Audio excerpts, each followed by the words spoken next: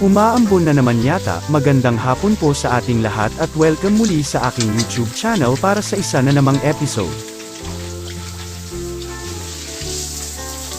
Today's episode ay kumustahin naman natin ang aming inahin na si Nunay.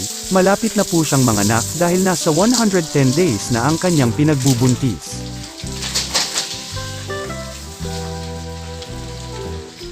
Ang last update natin sa kanya ay sa ika-104 days noong nagbigay kami ng bitamina na iron, ngayon ay nasa 110 days na at 4 na araw na lang ay expected na rin siyang manganak.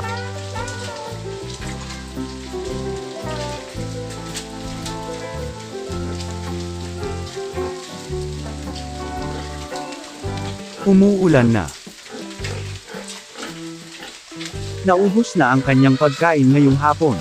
Parang nakulangan ang aming alaga dahil nagbawas na ng pakain, nasa half kilo na lang bawat rasyon at mababawasan pa sa susunod na mga araw, 4 na araw na lang ay expected na siyang manganak. Medyo excited na rin kami sa mga bagong alaga dito sa aming backyard in God's will. Pasukin natin sa loob para mas makita natin ng malapitan kung ano na ang mga development sa aming alaga. Hindi yata tutuloy ang ulan ngayon.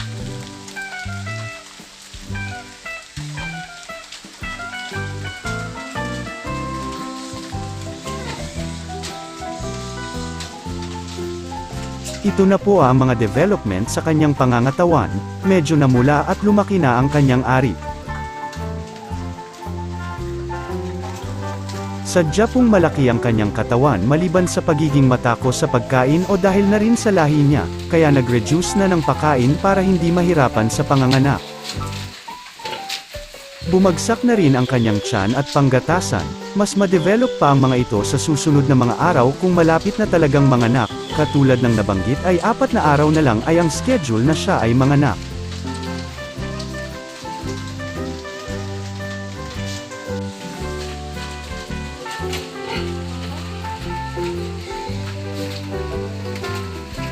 Naghahanap pa siya ng dagdag na pakain dahil nakulangan.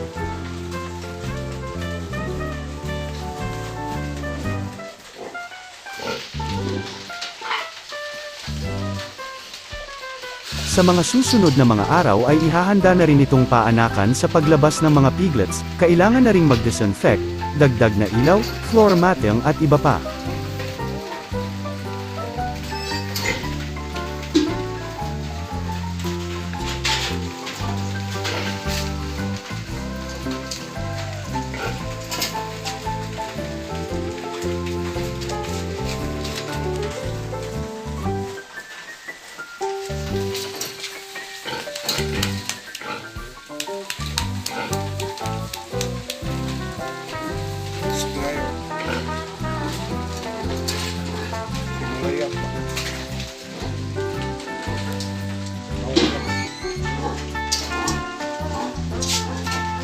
Binigyan ng konting pagkain dahil di mapakali, isang dakot lang, kapag nandito pa kasi kami ay naghihingi pa talaga siya.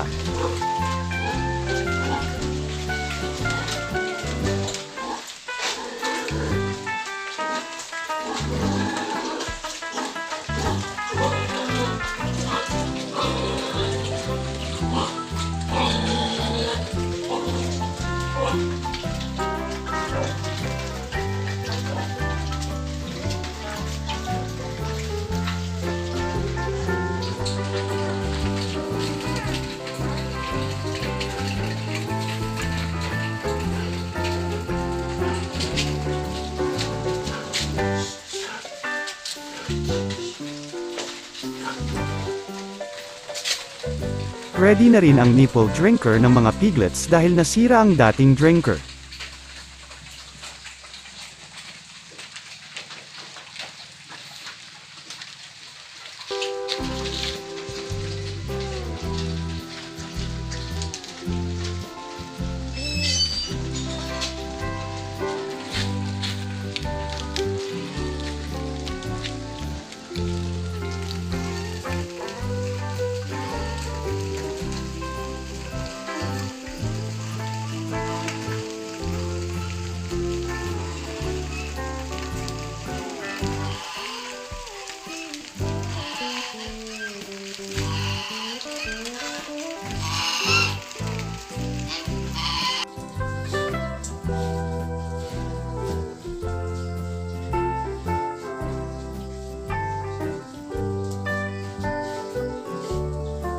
Hayaan na muna natin siyang makapagpahinga at medyo magdidilim na.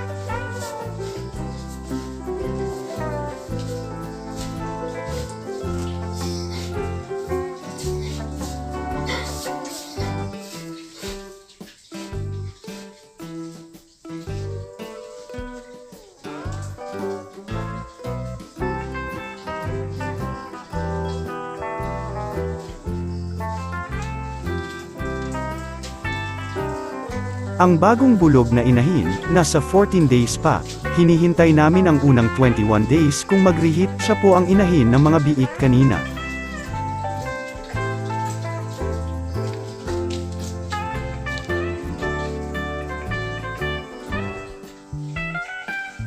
Hanggang dito na lamang po ang aking video at antabayanan natin ang susunod na mga ganap dito sa aming munting backyard. Maraming salamat sa inyong oras na panunood at happy farming po mga kaibigan.